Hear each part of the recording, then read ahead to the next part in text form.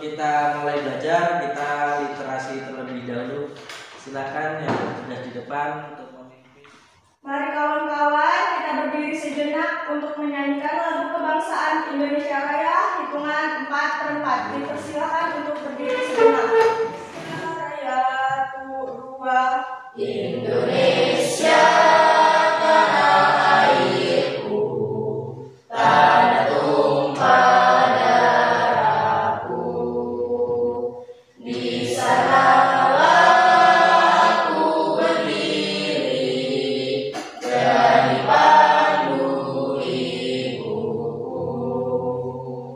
Indonesia kebangsaanku, bangsa dan tanah air. Hiduplah Indonesia Raya. selesai. Dipersilakan untuk duduk kembali.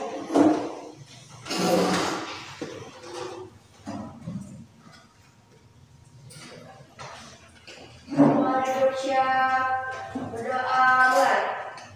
Bismillahirrahmanirrahim. Raditu billahi rabban wa bil islami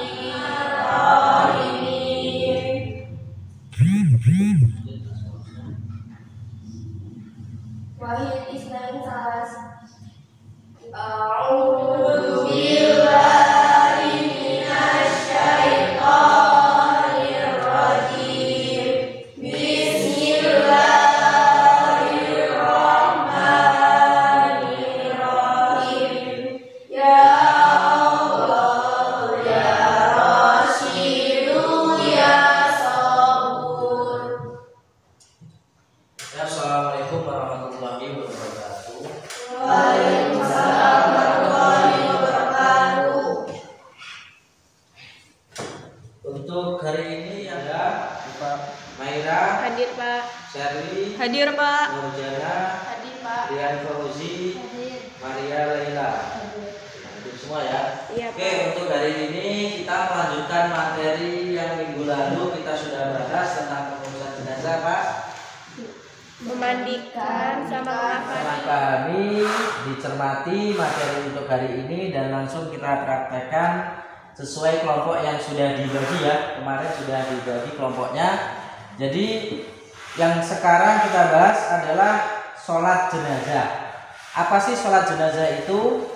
Yaitu adalah salah satu rukun atau syarat sebelum jenazah itu dimakamkan, yaitu disolati terlebih dahulu.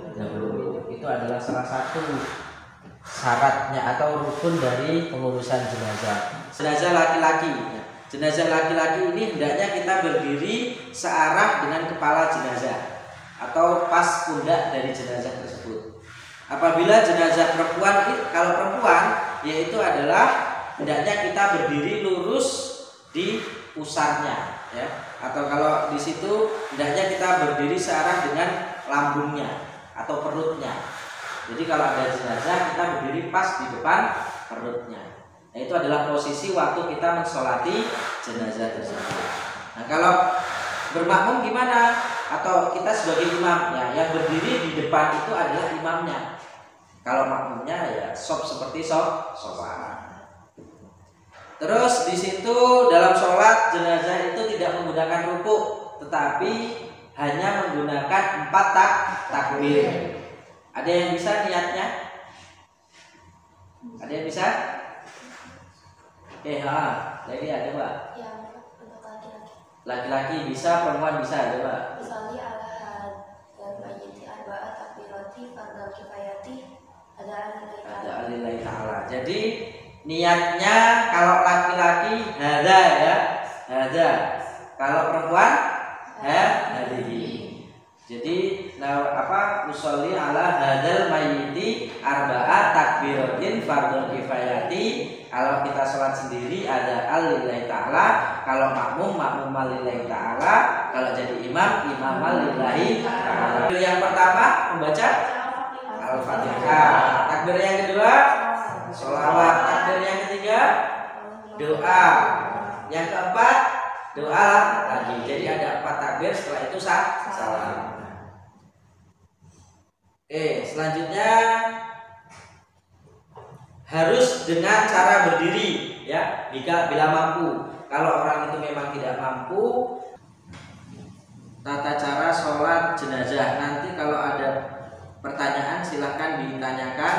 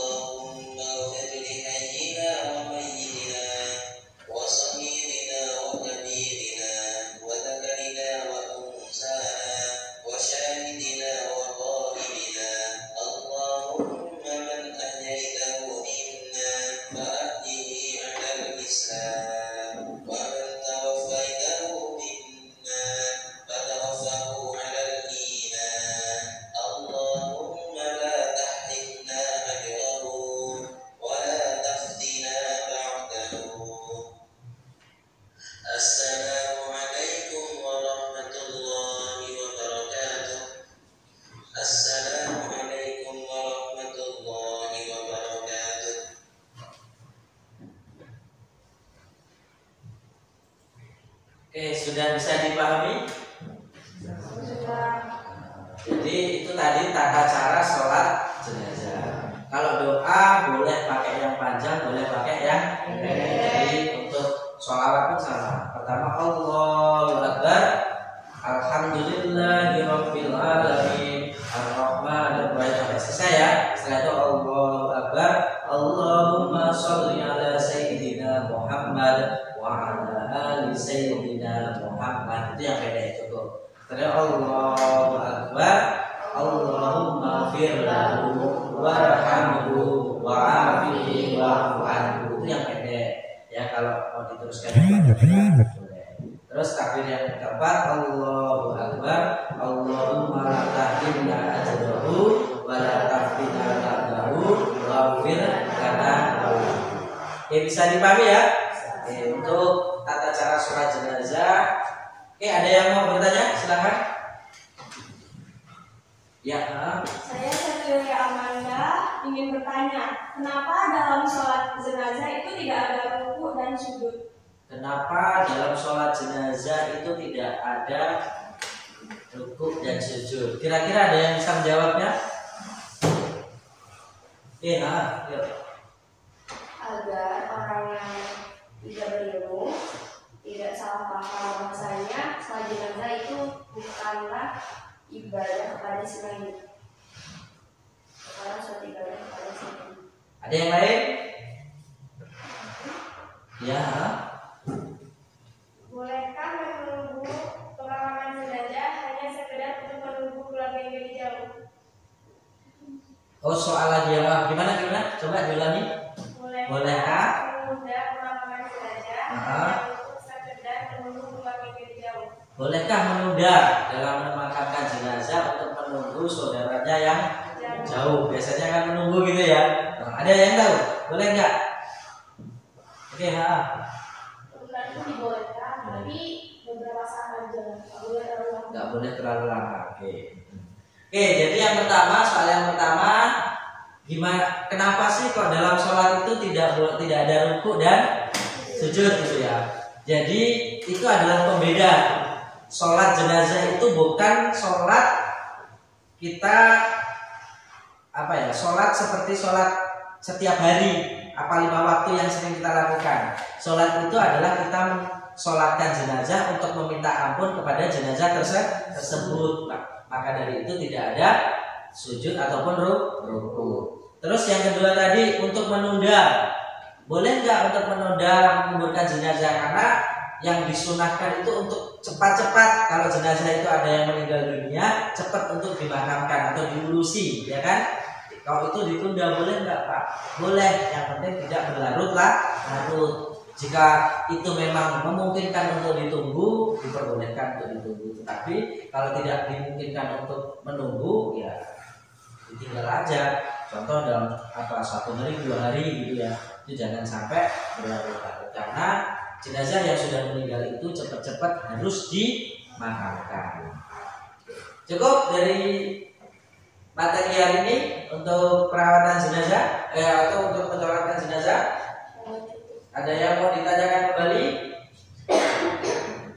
Kalau tidak, kita teruskan sedikit setelah mensolatkan jenazah. Itu materinya adalah menguburkan jenazah. Nanti kita praktekkan ya dalam tata cara sholat jenazah. Nanti kelompok 1 kita praktek langsung dalam sholat jenazah itu seperti apa dan bagaimana, ya. Oke, cara memakamkan jenazah. Pertama kita harus persiapkan lubangnya atau makamnya seperti yang ada di gambar ya. Jadi itu adalah lubang yang harus disiapkan untuk jenazah sesuai ukuran. Maka dari itu kalau ada jenazah diukur terlebih dahulu baru digali tanahnya. Pak, boleh nggak dimakamkan di tempat pribadi? Boleh. Selain di tempat umum, boleh ditempatkan di tanah pribadi. Yakni tanah yang telah digali atau dibuat liang lahat sepanjang badan ya, kira-kira tingginya seberapa. Nah, itu harus sesuai lebarnya ya. Lebarnya itu jangan terlalu sempit, jangan terlalu lebar ya. Dasar-dasar lubangnya itu harus diarahkan di dalam kiblat. Kalau namanya lubang jenazah itu kan tidak seperti hanya lubang aja. Di situ ada tempat untuk tempat si jenazah tersebut. Ada yang namakan itu namanya aras ya, diares dulu, di lubang terlebih dahulu. Nah itu harus tempatnya nanti menghadapnya ke kiblat. Ini di lubang. Nah setelah itu sampainya mayat itu di pemakaman atau jenazah itu di pemakaman, yaitu dibaringkan, diliangkan dengan posisi miring, ya posisinya miring, bukan terletak ya, tapi miring, dan dihadapkan ke kiblat mukanya, harus dibuka talinya. Ya. Kemarin kan kalau kita contohkan waktu kita mengkafani jenazah, diusahakan tali itu harus di samping kan, karena agar mudah untuk membukanya ya, tidak di tengah. Dan talinya juga harus dengan tali yang mudah dibuka. Gunanya ini untuk dalam pemakaman. Jadi dibuka, dihadapkan di dalam di kiblat. Ya, tata caranya tali pengikat kain kafan dilepas, pipi kanan, ujung kaki ditempelkan ke tanah. Jenazah ditutup dengan papan kayu atau bambu. Kemudian di atasnya ditimbun dengan tanah sampai galian lubang itu rata. Tinggi makaman dari tanah yaitu pijakan sekitar 1 jengkal atau pertandanya ya. Dan buatlah batu nisan untuk memberi tanda terletak makam jenazah tersebut. Kalau di sini terbiasa menggunakan kayu ya, kayu yang tertulis nama, tanggal lahir, biasanya wafatnya. Setelah pemakaman dianjurkan mendoakan atau memohonkan ampun kepada si jenazah. Biasanya kalau di sini diimami oleh ya tokoh agama atau ya Pak Kiai ataupun bapak yang mampu untuk membantu. Kalau memang dari keluarganya sendiri yang mampu, itu malah lebih bagus, lebih baik. Hal yang berkaitan dengan pengurusan jenazah sebelum dimakamkan atau setelah dimakamkan, disiarkan kepada masyarakat apabila ada hutang, ya harus menemui ahli warisnya ataupun meminta maafkan jenazah tersebut kepada saudara, pada tetangga dan lingkungannya atau kepada sahabat-sahabatnya. Agar apa? Agar jenazah itu bisa diterima oleh Allah Subhanahu wa Ta'ala. Nah, itu adalah tata cara dalam menguburkan jenazah. Kira-kira ada yang mau tanya tentang penguburan jenazah? Ada? Tanya? Cukup?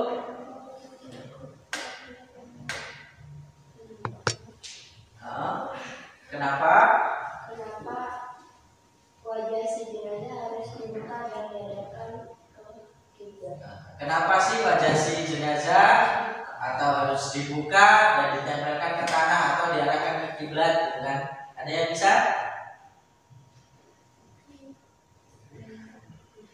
Jenazah itu harus dibuka. Manusia itu asalnya dari mana? Kembali ke tanah. Harus diciumkan ke tanah, ya, karena kita adalah asalnya dari tanah. Kenapa menghadap ke kiblat? Kiblat kita yaitu adalah Baitullah. Kita meninggal juga harus menghadapkan ke Baitullah.